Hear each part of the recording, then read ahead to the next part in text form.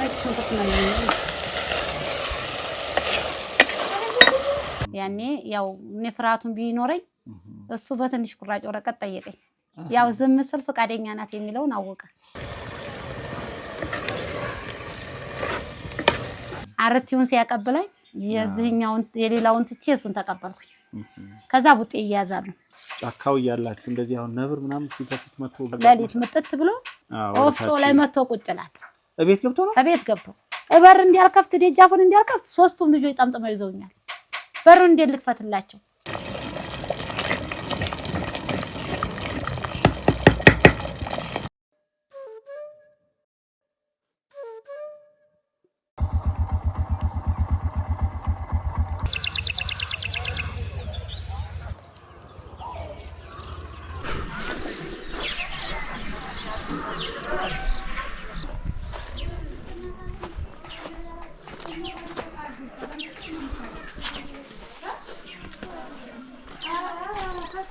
እንቺ ማንኪያ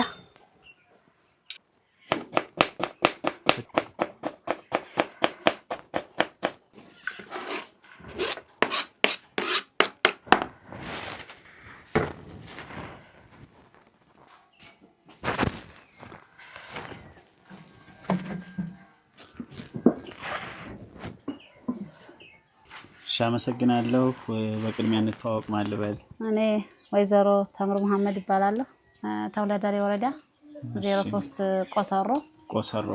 ቆሰሮ ይባላል ይሄ ሰፈሩ ረፋድ ላይ ስለነበር የመጣሁት የኩሽናው ስራ ተጀማምሮ ነው የደረስኩት ምን እየተሰራ ነው አሁን የምናወራው አሁን እኔ አትክልት እየሰራሁ ነው ለምሳ ለቤተሰብ ነው ወይስ የተለየ ፕሮግራም አለ ያው የቤተሰብ ነው የነፍሰ ጡር ለነፍሰ ጡር እናት የሚቀርቡ የአትክልት እንትኖችን መጥኜ ለነፍሰ ጡር እየሰራሁ ነው ይብለጥ ለነፍሰ ጡሯ ማለት ነው አዎ ነፍሰ ጡሯ ማናት ልጅሽ ናት አዎ ልጄ ናት ስለዚህ ለሷ የተመጣጠነ ምግብ የተመጣጠነ ምግብ ነው መውሰድ ስላለባት የአትክልት አይነቶችንና የሚያስፈልጋትን እሷ የምትፈልገውን ምግቦች እያቀረብኩ ነው ምናልባት ልጆች ብዙ ጊዜ ገጠር ላይ ወይ ደግሞ ሌላ ቦታ ይሁን የወሊድ ጊዜያቸው ሲደርስ ወደ እናታቸው ቤት ይመጣሉ ለመታረስ ለዛን የመጣቸው ወይስ ዘመድ ጥየቃ መጣ ነው አይ አጋጣሚን እሷ ልክ ያው ገና ጽንሱ እየተጀመረ ስለነበረና በረሃ ላይ ስለነበረ ጽንሱ እንደ በልፋ ነገር ስለሆነባት እናት ሙቀቱ ጋር ስላልተስማማት ትንሽ እናቴ ጋር ረፍት ላድርግ ብላ ነው እንጂ የመውለጃዋ ጊዜ ገና ነው ምን ትዝ ብሎኝ ነው በዚህ አጋጣሚ በአገራችን እንግዲህ የተወለደሬን ባህል አላቅም በቃሉ ባህል ነፍሰ ጡር እናት ከመውለዷ በፊት የሚደረግ ዱዓ አለ ስሙ ማን ይባላል ምናልባት እዚህ ካለ ያ ፋጢማ ቆሪ ይባላል ፋጢማ ቆሪ ይባላል ያም እናት ቤት ልትወልድ ወር ሲቀራት እንደዛ አካባቢ ላይ ፋጢማ ቆሪ ይደረጋል እዚህ አሁን ታደርጋላችሁ እናንተ ያው ትንሽ አሁን ከሃይማኖቱ ፋጢማ ቆሪ የሚለው ነገር እስልምናው እየገባን ስንሄድ ወደ ኋላ አስቀርተነዋል ፋጢማ ቆሪ የሚለው በፊትስ ድሮ ይደረግ ነበር በምን አይነት መንገድ ነበር የሚደረገው ምን ያህል ጊዜ ሲቀራት የወር ሰዓት ያህል እንደዚህ 15 ቀን ያህል ሲቀራት ይደረግ ነበር እና አሁን ልጆቹ ከሃይማኖት አንፃር የኔ ብዙ ልጆቹ አይፈልጉም ወይዘሮ ተምር ተወልዳደገች እስኪ እናንሳ ተወልጄ ያደግኩት እዚሁ ተውለደሬ ወረዳ 03 ቆሰሮ ቀበሌያችን ነው ጋሌንሳ የሚባል ልዩ ቦታው ጋሌንሳ የሚባል የአትክልት ሀገር ነው አዎ የአትክልት ሀገር ነው በየት በኩል ነው ጋሌንሳ ውሃ አለ በሰሜን በኩል በሐይቅ በኩል ወልደ ሉሎ ቀበሌ ወደዚህ ፈቀቅ ይላል የአትክልት ሀገር ነው አየር ንብረቱም ቆላ ደጋ ነው ይሄ ደጋ ነው ቀዝቃዛ ቦታ ነው ምን ይለማል እዛ ተወልደሽ ያደግሽበት አካባቢ ሁሉም ነገር የመስኖ ሀገር ነው ሁሉም ነገር አለ የአትክልት ሀገር የቡና የጫት ሁሉም ድንች አትክልት በሙሉ ይለማበታል እዚያ አካባቢ ላይ አትክልት ነው ያደግነው አዎ እንደዛ ነው ያደግነው አርሶ አደሩ መስኖ ይጠቀማል የመስኖ ሀገር ነው መስኖ ይጠቀማል በቃ ሁሉም ነገር አለ ይመቻል ሀገሩ ለሴት መኖሪያ ነው ውሃ አለ ሁሉ ነገር አለ እዚህም የውሃ ሀገር ነው ያለሁበት ሲጀመር የውሃ ችግርም አጋጥሞኝ ያቅም ባለሁበት አካባቢ አጋጣሚ የቆሰሮም ጥሩ በጣም ደስ ይላል እና ልጅነት እንዴት ነበር እኔ ትምህርት ቤት ያው ማር ነበርና ስማር በህፃንነቴ የ11 አመት ልጅ እንደሆንኩ ነው የታጫሁት የ11 አመት ልጅ የ11 አመት ልጅ ሆኜ ባለጮኝ ሆንኩኝ እስከ 14 አመት ድረስ 8ኛ ክፍል እስከመማር ለ4 አመት ያህል ባለጮኛ ነበርኩኝ እና ከዛ በኋላ ልክ በአራተኛ ዓመቴ 8ኛ ክፍል ላይ ነው ያቋረጥኩት ወደ ትዳር የዳሩኝ። ትዳር ላይ የዛኔ ጥሩ የሽማግሌ ልጅ ቤተሰብ ተቆጫላት ጥሩ ቤተሰብ ናቸው ቤተሰቦቿ የጥሩ ዘርናት የምትባል ነበር ተፈልጎ የሚታጨው የሚገባው። ከዛም አንፃር ደግሞ ያን ብሎም እሱም ተማሪ ነው እኔም ተማሪ ነን ተዋደን ተጫጨን። በዛ ዘመን እንደዛ ነበር ማለት ነው። እንደዚህ ያኔ በ81 ላይ ነው እና 81 ላይ የታጨሁበት ያው የተወለድኩትም 1971 ነው የተወለድኩት 81 ላይ ነው የታጨሁት። ያኔ ያው ንፍራቱን ቢኖረኝ እሱ በትንሽ ቁራጭ ወረቀት ጠየቀኝ። ያው ዝም ስል ፈቃደኛ ናት የሚለውን አወቀ። ከታጨሽ በኋላ ነው እንደዛ የጠየቀው እሱ? አዎ ያው ዝም ስለው ፈቃደኛ መሆኔን አወቀ። ያው ብዙ ጊዜና ያው ፍርሃቱ አለ። ያው በቤተሰብ ማመር ውስጥ ስለሆነ ቤተሰብ ተጠየቀሽ ያሉ ቤተሰብ ያው 4 አመት ታጨው። ከዛ በኋላ እኔና እሱ በስሙሙነት ጋብቻችንን ፈጸምን። እያደርን ነፍስ ሳቅ እሱን እየቀረብኩ የሚገርም ነው። ያኔ ግን በደብዳቤ መልኩ ነው የጻፈው? ደብዳቤ ነው። ደብዳቤውን አነበብኩኝ 11ኛ ክፍል ነው እሱ። እንደው ታስታውሻለሽ የደብዳቤው ማለት ሙሉ እንኳን ባይሆን? ይሄ የአገር ባህል ሆለሌ የሚባል ጭፈራ አለ አይደል? ሆለሌ አለ ሆለሌ። ያው ሆለሌ ስላለ ሆለሌ ላይ አየኝ። ሲያየኝ በጣም ያኔ ሆለሌ ላይ ሲያየኝ ከቁንጅናዬም ከምንም አንፃር ሲያይ በጣም ደስ ስለው በደብዳቤ ጠየቀኝ እና በዛኔ ጭፈራ ላይ በጣም ጭፍር ነበር። የባህል ውዝዋዜ ይሰራ ነበር ያሁላሌ ላይ። አዎ እና የባህል ቡድን መሪ ነበርኩኝ። የአካባቢው በትምህርት ቤት ተውጣተናል አይደል? በየትምህርት ቤቱ ያኔ ይደርግ ነበር የኪነት ቡድን የሚባል ክረምትን እንሰራ ነበር ባህላዊ ውዝዋዜ እና የባህል ቡድን መሪ ነበርኩኝ። እንደ ቀበሌ ሌሎች ቀበሌዎች ጋር ወዳደር ነበር። እሱም እንደዛ ነበርና እዛ ላይ ብዙ ጊዜ ስለሚያይ ጠየቀኝ። ሲጠይቀኝ ህፃኔ ብዙ ያው ፈራለሁኝ ወረቀቱን አንብቤ መልስ የለም። እሱ ታዲያ ያን ዝምታውን እንደ እሽታ ቆጠረው ወይስ? አዎ እንደ እሽታ ቆጠረው እና 6 ልጆች ነበር የቀረቡት። ከስድስቶች ምን ትፈልጊያለሽ ምናምን ለካ የቅንጥ ስም ታውቃለህ እንደ ፈረንጅ የቅንጥ ስም አለን። የእያንዳንዱ ሞክሼ ማለት ነው ቤተሰብ ከሚያወጣው ውጭ የቅንጥ ስም አለው ተጨማሪ ስም ማለት ነው። ከዛ መጡና ከከረሜላ ከብስኩት ከዳቦ ከባኒ ምናምን አስመረጡኝ። እኔ ያኔ የማውቀው ባኒ የሚባል ዳቦ ነበር ድሮ። ያንን ዳቦ ባኒ ነበር ባኒ እንለዋለን እና ያንን ስለምበላ ባኒ አልኩኝ። ባኒ ብላ ያመረጠችው አሉ ጓደኞቹ ጮኛዋን ነው ብለው በዛው ሰየሙብኝ። ስለዚህ ጮኛዋን መርጣለች አሉ በዛው ሰየሙ። እኔም በዛው ስያሜ በቃ ያን የሚያስመርጡት አሁለሌው ጭፈራ ላይ ነው። አዎ አሁለሌው ጭፈራ ላይ ወጣ ስንል ስንበተን መንገድ ላይ ይጠብቁናል። እሺ ሎሚ ያቀብሉናል፣ አዴስ ያቀብሉናል፣ ምናምን ይሄ አረቲ ምናምን ያቀብሉናል። ያኔ ደግሞ የምታስታውቀው መሰለህ ሌላው ጠይቆኝ የሌላውን ሳልቀበል ስቀር የሱን ስቀበለው ፈቃደኛ መሆኔን አወቀ። አረቲውን ሲያቀብለኝ የዚህኛውን የሌላውን ትቼ የሱን ተቀበልኩኝ። ከዛ ቡጤ ይያዛሉ እነሱ ትግል ይያዛሉ። አዎ ያሸነፈ ይባላል። ያው ተያይዟል ይዛን ቀን። አዎ እሱ አሸነፈ። አዎ ጓደኞቹም ተነባበሩ። የዛኛው 2 ግሩፕ ሆኑ፣ የነዚህ 3 ግሩፕ ሆኑ፣ አሸነፉ። እንደዛ ነበር። ስለዚህ በተጨማሪነት ከመምረጥሽን ባሻገር ያው በትግሉም አረጋገጠ። በሆለሌ ላይ ያንን አዴስ ተቀበል በዛ መሰከረ። ያው ፍላጎት መሆኑን ታውቃለህ ይታወቃል። እንደዛ ነው። አሁን ላሊ ግን አሁን ቀርቷል አይደል? እንደው አሁን ቀርቷል። ባህል ቱሪዝም አንዳንዴ ያዘጋጃል እንጂ አዎ አሁን ቀርቷል። ቢኖር ደስ ይል ነበር ባህሉ መቅረቱ ግን ያሳዝናል። ግን አሁን ላሊ ማለት አሁን ብዙ ጊዜ እንደዛ አብራችሁ ትጨፍራላችሁ፣ አረቲ ሎሚ መሰጣጣታል። ከዛ ያለፈ ግን እንደዚህ ወደ ብልግና የሚሄድ ነገሮች የለም። በጣም ነውር ነው። ማንም ተማሪ ልጅ ያኔ ቁሞም ለማውራት ራስ ወንዶችን ለማውራት ከባድ ነው፣ ነውር ነው። ማንም ተማሪ ልጅ ቁሞ አወራይ ማለት ወይም ሻይ ቤት ላይ ገባች ማለት በጣም ትልቅ ነውር ነው። ያኔ በእናቶቻችን ጊዜ በጣም ትልቅ ነውር ነው። ቤተሰብ ይገርፈናል። ቤት መግቢያ የለንም። ሲጀመርም ቁመ ማውራትም አንችልም፣ እንፈራለን። ወንድ ጋር ቁሞ ማውራት አንችልም፣ አይታሰብም። አሁን ሳያቸው ራሱ ይገርመኛል። እኔ በጣም ነው የሚገርመኝ። ዛሬ ሴቶች ቆመው በየመንገዱ ሲያወሩ ኧረ በጣም እጅም አንተ በየመንደሩ ነው መች ሲፈሩን። ቤተሰብ ይዛ መታ ስታስተዋውቀ የሌላውን ሳይ እኔ በርግጥ ልጆቼ የዚህ አይነት ነገር አልገጠመኝም፣ ግን በአካባቢ ያለውን ስታይ ሳይ በጣም ነው የምደነቀው።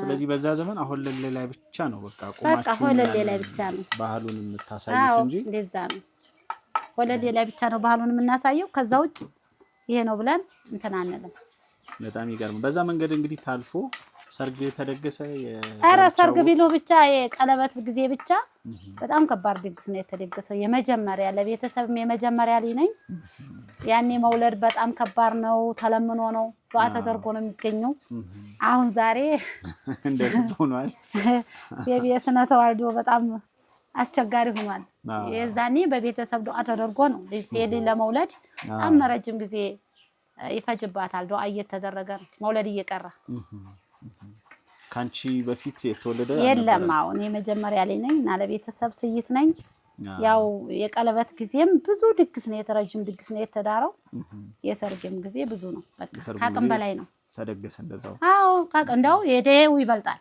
ደው ምንድነው ደው የሚባለው ቀለበት ማለት ነው ቀለበት የዛኔ ቅቤ ጋር ይገናኛል ቀለበት በነገራችን ላይ ይይዛሉ እኔ ግን ቅቤ አልተቀባውም እንተና ቅባት ነው የዛኔ የነበረው ከተማ ስለነበረ ቤተሰቦቹ ቅባት ነው የዘይ መጥቶት ቀለበት ያው ወርቅ ይዘው መጥቷል የባህል ልብሶች አይቀሩ የባህል ልብስ ያፈር መፍጫ ይባላል ያፈር መፍጫ ነው የሚሉት የድሮ ማለት ነው ብር ቁርጥ ይደረጋል ወርቅም የሚያረግ የሀብታም ሊሆነ ወርቅ ያረጋል እኔ ወርቅ አርጎልኛል ያው ቤተሰቦቹ የተሻለ ሀብታሞች ስለነበሩ በሰዓቱ በጣም ደስ ይላል ከዛ በኋላ ሰርጉ ተሰረገ ከቀለበት በኋላ ሰርጉ ተሰረገ በቃ ሰርጉ የተሰረገ መቼ ላይ መሰለ 85 ከዛ በኋላ ያው አልহামዱሊላህ ብቻ ዘደረስን 3 ልጅ ወለድኩ ያው በትግል ዓለም ሄደ ባልተቤቴ ተሰዋ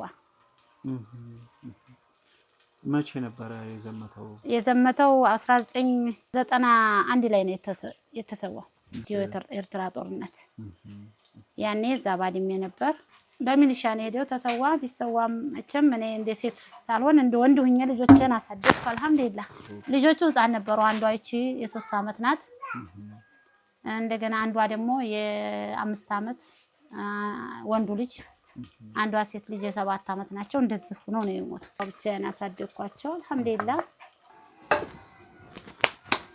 በድስት መስራት ከሌላው በተለየ ጣዕሙ ላይ የተሻለ ነው ከብረት ድስት አንፃር ብዙ በብረት ድስቱን አንፈልገው የድስት ወጥ ነው በጣም የሚጣፍጠው ገጠር በብዛት ሸክላ ነው የሚመረጠው አዎ ቡናም እኮ ከማሽን ቡና የጀበና ቡና ነው የሚጣፍጠው ልክ ነው የጀበና ቡና በጣም ይጣፍጣል የድስትም በድስት የተሰራ ሽሮ በጣም የሚጥመው በድስት የተሰራው ከብረት ድስቱ ይልቅ ብረት ድስቱ ብዙ ያን ያህል አይደለም ጣዕሙ ሸክላ እዚህ የሚመረታል አሁን እዚህ አካባቢ አዎ አንዲት ጎጥ ላይ አለ ገረገራ ትባላለች ገረገራ እዚሁ ቀበሌ ላይ ገረገራ ስልክ በጋሸና በኩል ያለው አይደለም እዚሁ ተወዳዳሪ ቆሰሮ ላይ ያለ ገረገራ የሚባላል ያ ነው እዛ ጎጥ ላይ ሸክላ አላው ሸክላ የሚሰራው ነሱ ያመጡልናል በቀጠሮ እንገዛለን ገበያ ተቀጥሩና አዎ ገበያ ላይ ቆሰሮ ገበያ አለ አይደል ገበያ አለች እሑድ የምትውል ገበያ አለች እሷ ጋር እንቀጥራለን ይመጣሉ በቃ እሑድ ሲመጡ እንገዛለን ከነሱ ጀበናውንም ድስቱንም ምጣዱንም ሁሉንም እንገዛለን አብዛኛው ግን ድስ ምጣድ ምናምን የምንገዛው በደዶ የሚባለው ጽርፋ ነው በደዶ 01 በደዶ ሃይላንድ ውሃ ያለበት አካባቢ ነው ገበያ ያለው በደዶ ገበያ ያለ በደዶ የለም እንትን ሱሉላ ነው ያለው እኛ ጋር ነው ያለው ገበያ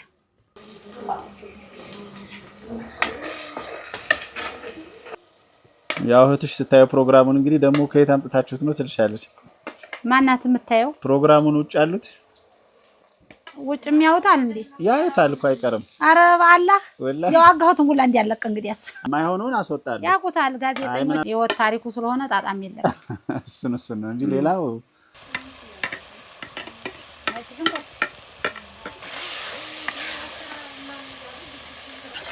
የራሱ ሌላ ተሞክሮ ነው አዎ አትክልት ያን ያለስ ደግሞ በአጋጣሚ ሆኖ ብዙ አትክልት እንደገዛሁና እንደሰራሁ ሰዓት ነው የቀጠርኩ ይመስል የመጣ ኮሜንቱን አሳንሰሻታል የነፍሰ ጡር መምጣት ለፕሮግራሙ ድምቀት አስተዋጽኦ አድርጓል አይ ባትመጣም ግን ለኔ ነው ገዛው ነበር የገዛሽው ራሴም ኮመን ነው ይብላጡ ነበር የመጀመሪያሽ ነው? አብሽር አይዞሽ። ምንድን ነው የሚባለው? በካር ነው የሚባለው? አዎ። አረ ያንተ በሽሮማ ተተፈታለ። ነጭ ሽንኩርት ነው የሚለው።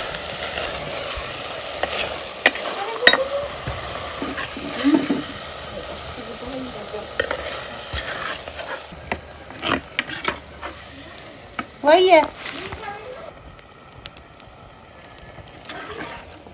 በዛኛው እንጂ በላይኛው ጋር አቤት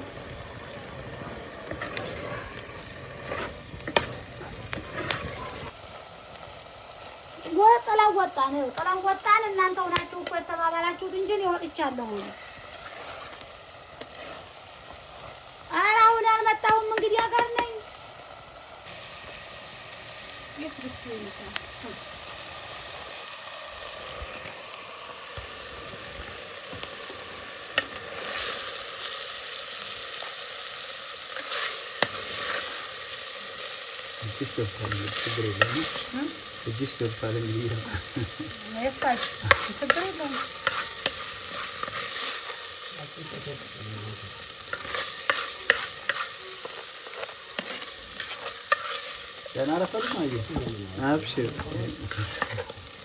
ማህበረሰባችንም ጥሩ ማህበረሰብ ነው።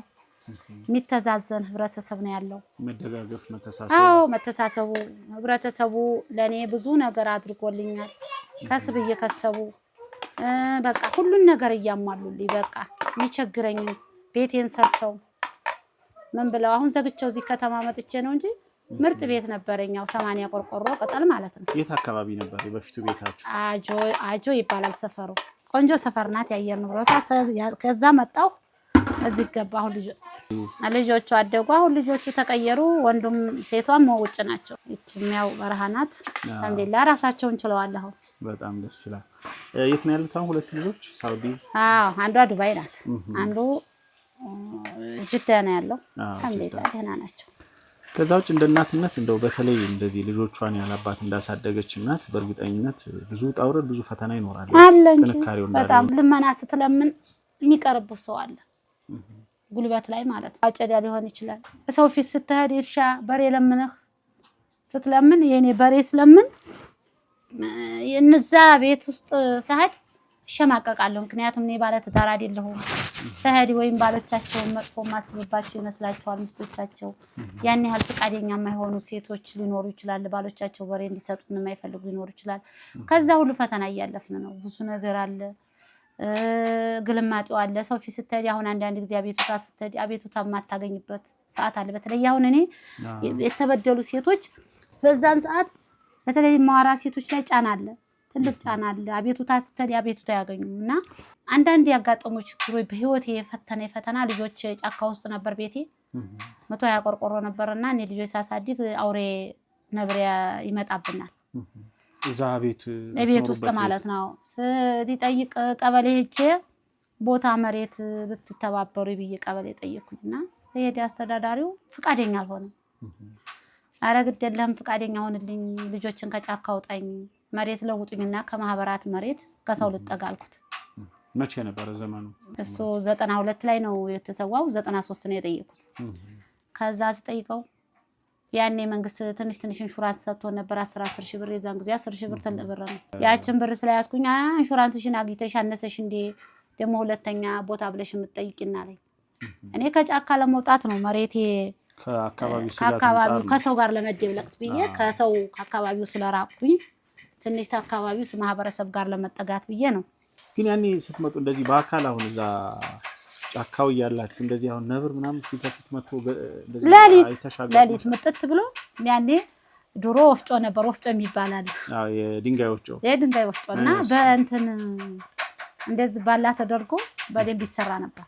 ወፍጮ ላይ መጥቶ ቁጭ ይላል። እቤት ገብቶ የምር ነው የምነግርህ በእውነቴ። ከዛ እኔ ያኔ የነበረውን ህይወቴን ሳይ በጣም አለቅሳለሁ። መጥቶ ቁጭ ሲል ዶሮች ነበሩኝና ዶሮቹን ይይዝልኛል። መጀመሪያ ዶሮቹን ሲይዝልኝ ዶሮቹን ሲበላ ደስ ይለኛል። ወደ እኔ እሪስል ሰው እንዲረዳኝ ያደርገኛል። ገብቶሃል አይደል? ያኔ ሰው እንዲረዳኝ ዶሮቹን ሲያንጫጫ ሰው ለኔ ግብጥ ብሎ ይመጣል። በር እንዲያልከፍት ደጃፉን እንዲያልከፍት ሶስቱም ልጆች ጠምጥመው ይዘውኛል። በሩን እንዴት ልክፈትላቸው?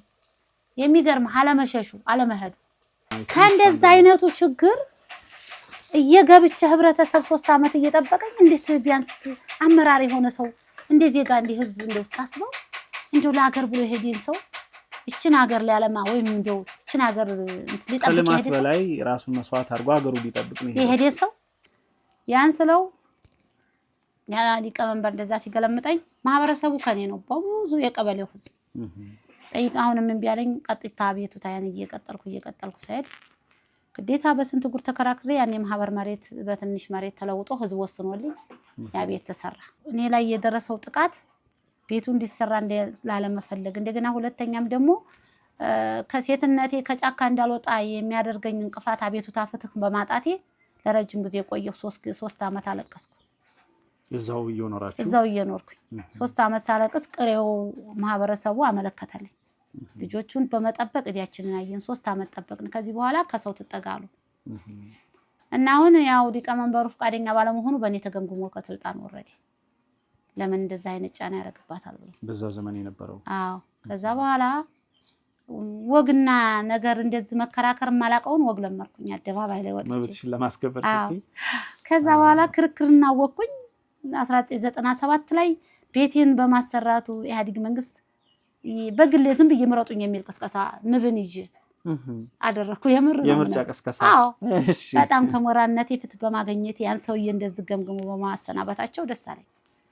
ከዛ ደስ አለኝና ምርጫ ዝም ብዬ በግለሰብ ደረጃ ዝም ብዬ ምረጡ ኢህአዴግ ምረጡ ቀበሌ ላይ በየወረዳም ሰድ ያው በቲጣሪማቱ ጀመር ሹፌር የተባለ እሷን የለጥፍሻት ንብ ገሽ ልጭ ይያሉ አልጥልም ብዬ ደረያዘኝ።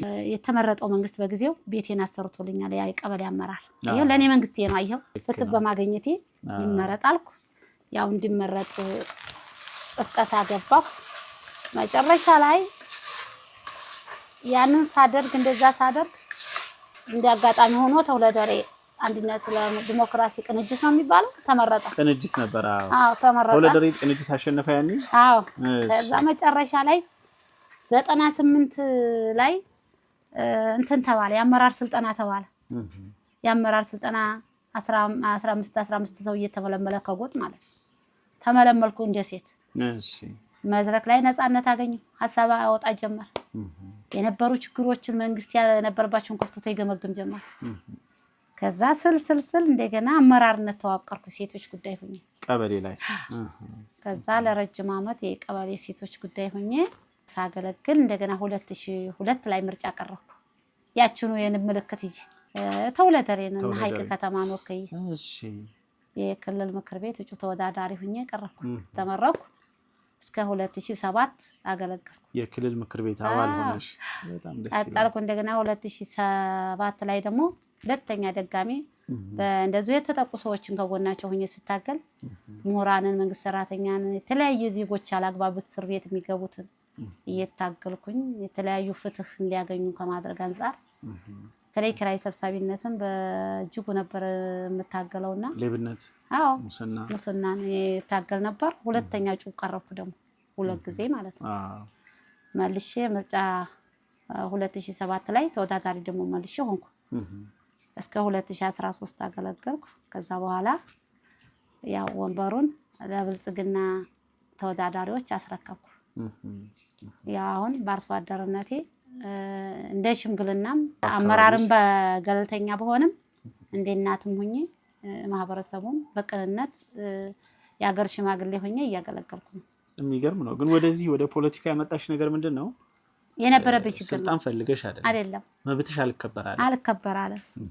ያው የኔ መብት እኔ የራሴን መብት ለማስከበር ስታገል በነበረ ሰዓት የነበረውን ችግር ማህበረሰቡም ጠንካራ ታጋይ መሆኔን ሲያውቁ በቃ ይስናት ለአመራርነት ብቃት ያላት ተብሎ ህዝብ ነው የመረጠ። በህዝብ ላይ ረጅም አመት ወደ 13 አመት አገለገልኩ። ዛሬም ቢሆን ሴት ስታለቅስ ካየው የምር ነው የምነግርህ። በተለይ ፍርድ ቤት የሚካሰሱ ይሄ ቻንሱም አለኝ። ፍርድ ቤት የሚካሰሱ ሴቶች ባሎቻቸው ጋር ማለት ነው ወደ ሽምግልናው እንዲመጡ ነው ጥረቴ። ለምን መሰለህ? አንደኛ ትዳር ወሳኝ ነው። ትዳር የሌላቸው ሰዎች ተጠቂ ናቸው። ለተለያየ ነገር ተጠቂ ናቸው። እኔ መታደር ሆኖ አልሐምዱሊላህ ከሁሉም ነገር ከበሽታም ነፃ ነኝ፣ ከሁሉም ነፃ ነኝ አልሐምዱሊላህ። የመታደር ሆኖ ራሴን ግንባር ቀደም አድርጌ ነው ለሁሉም ነገር እንትን እምለውና አሁን ብዙ ሴቶች እየተጠቁ ሳይ ባሎቻቸው ጋራ በተለያየ ነገር ፍርድ ቤት አላግባብ ልጆች ሲያለቅሱ ትዳር አላግባብ ሲፈርስ እነዛን ሁሉ ተፍርድ ቤት አምጥቼ ሽምግልና ሸመግላለሁ። እኔም አሁንም እንደው ቀበሌም ላይ አሁን አመራርነትን ባልሆን አጋጣሚ ሆኖ ሴት ተበድላ ስትታየው ዝም ብዬ ጣልቃ ገባለሁ። ያቺ ሴት ያ የኔ ጥቃት ነው ትዝ የሚለው ገብቷል። ተለያየ ጫና የደረሰብኝ ችግር ያሳለፍሽው ነገር ያ በቃ ያ ይመጣብኛል። ሁሌም ማረሳትም አፌም አይናገር ነበር ነገር የሚባለውንም ይሄ ምጉት የሚባለውን ክርክር የሚባለውን ነገር በህይወቴ አላውቅም ነበር። የለመርኩት ከዛ ከባላን ጋር ያ ሰውዬ ሲከራከረኝ እየለመርኩ ወርኩ ከሱ ደግሞ ከምን መሰለህ አብዛኛውን ያ ሰውዬ ጫና ሊያረግብኝ የቻለው ከዛ የ10 ሺህ ብር የሻይ ብር አልሰጠሁም ገብቷል። እሱ መንደር ተቀምጦ ያንቺ ባለቤት ያቺ ብር አሁን 500 ብር የዛን ሰዓት ብሰጥ ማለት ነው 500 ብር ቀርቶ እንደው 300 ብር ሰጥ እቺ ሻይ ጠጣ ብትይኖር ያማ በተግባር ይደረግልሃል ወይ ደግሞ በሴትነት ይጠቀሙ። ባሌ ህይወቱን ገብሮ ነው ልጆች አባታቸውን አጥተው ነው። የሚገርመው ወላሂ ደግ ጎበዝ ባል ነበረኝ። እሰበው እንግዲህ ለሀገሬ ብሎ ነው ሄደው። ከባድ ነው ያንን ነገር ስታየው። ግን አሁን የለውጡ አመራር ማሻአላህ ካሰኝ ለምን ብዙ ጫና ደርሶባታል ብዙ ፈተና አልፎባታል ብለው አሁን ያለው የብልጽግና አመራር ቦታ እንዲሰጠኝ የከተማ ቦታ በዚሁ እንዲሰጠኝ ያደረጉልኝ በጣም ደስ ይላል። አሁን ያለው አመራር ማለት ነው። እና በፊት ላይ እንደው አንዳንድ ጊዜ ስታየው ስልጣንን መጠቀሚያ በርግጥ አልፎ ሌላ ቦታ እኮ አይጠፉም። ስልጣንን መጠቀሚያ የሚያደርጉ ሰዎች አሉ። ልክ ነው። ህዝብን ለመጥቀም ሳይሆን እነሱ ራሳቸው እንደ እውነት አሁን እንደዚህ አይነቱን ችግር እኔ በአደባባይ ነው ግልጽ የምነግርህ የምታገረው። እንደ አይነት ችግር ያለበት ነው ህብረተሰብ ሲያስለቅስ ያየሁትን አመራር እንደ ተውለዳሪ ይፋ ነው የምታገረው። ክልል ምክር ቤት ላይ አውጥቼ ግልጽ የምነግርህ ነው። ድብቅ የለኝ። ህብረተሰቡ የሚያውቃል፣ ወረዳው የሚያውቃል። ግን አልሐምዱሊላህ ምንም ማለት ነጽነት ራስህ ሐቀኛ ከሆንክ ራስህ ከሌባ ነፃ ከሆንክ ሌባን ለመታገል ያመቻል። አንተ ሌባ ሆነ ሌባ አትታገልም። አመራር ላይ የምትሚያው ፈታኝም ነገር የሚያጋጥም ሌባ ሆኖ የሚታገል አመራር ከሆነ እሱ ሌባ ነው ሁለዚህ ሲያፍር ይኖራል አለ እና ያን ችግር ነው። አብዛኛው ጊዜ አመራር ከሁሉም ገለልተኛ ሆኖ ነፃ ሆኖ ህብረተሰብን ከማገልገል አንፃር ግንባር ቀደም መሆን አንተ ትንሽ ነገር ስንጥር ካለችብህ ቆሻሻ ነገር ካለችብህ ልክስክስ ቦታ ከተገኘ ለመናገር አትችልም። ሆድህን ነፍተህ ከብቷል። ልክ ነው። ትግል የሚያመቸው ራስን ነፃ አድርገህ ስትታገል በቃ ህብረተሰብ ላይ ታማኝነት ግልጸኝነቱ ይኖርሃል። በቃ ህዝብ ላይ የህዝብ ፍቅር ይኖርሃል። እውነት ካለች ደግሞ ታሸንፋለህ። አሁን እንደ ሀገርም አንዳንድ ቦታ ላይ ግን ስታየው አሁን እውነት እንዴት እናገር አይፈልግም። የሚያጋጥመኝ ነገር አለ። አሁን እውነት ስትናገር ታይ የሚላል እንዲለባበስ የሚፈልግ ነገር አለ። ያን ስታየው ግን ውስጥ አንተ ትጎዳለህ።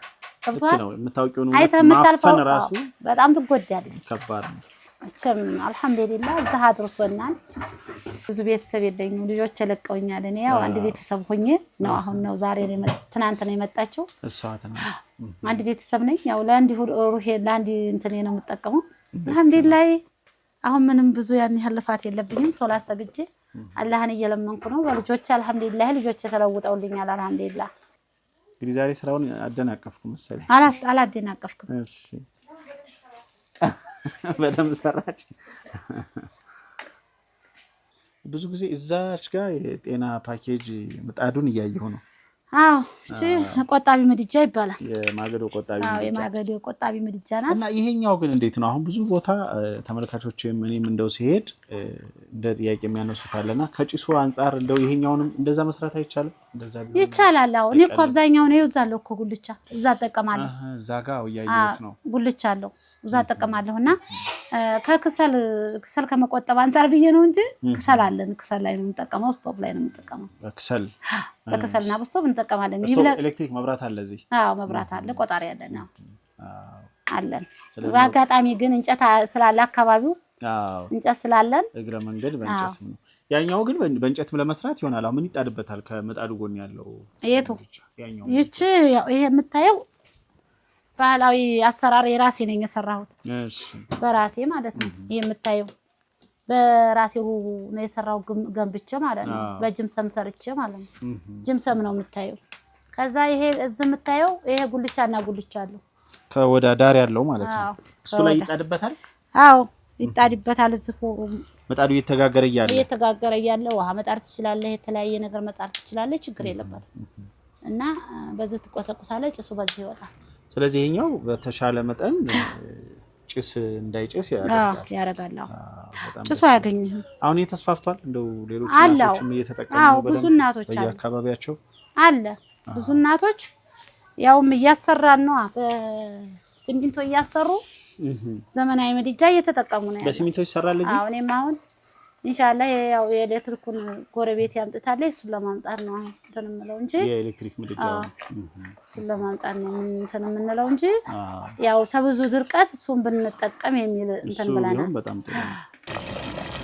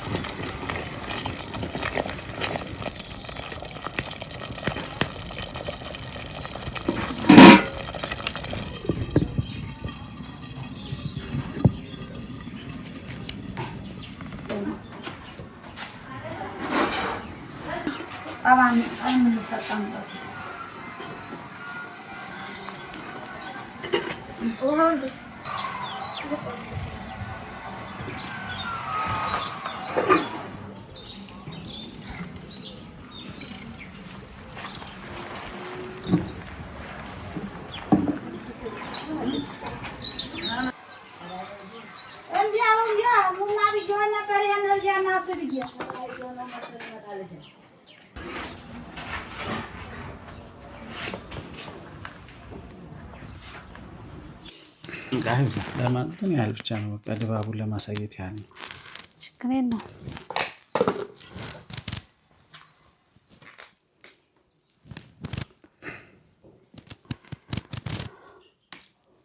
በቃ ለምን ነው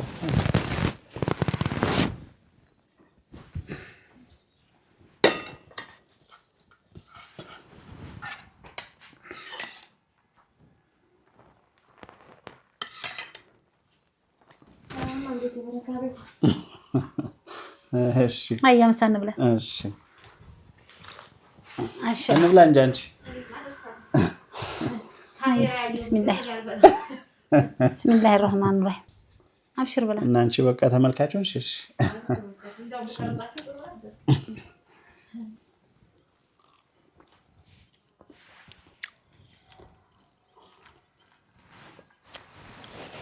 አብሽር አለ ያረኩት ለሷ ነው። አብሽር አሪፍ ነው። አረ ጨራሽ አምሮት ያለበት ሰው አስቀምጦ መብላት በአላህ ያኩ በመሰክር ፊት ነው። በአላህ ወላሂ በጣም አመሰግናለሁ። አላህ ይስጥልኝ። ነፍሰ ጡራት ብላ በጣም አመሰግናለሁ።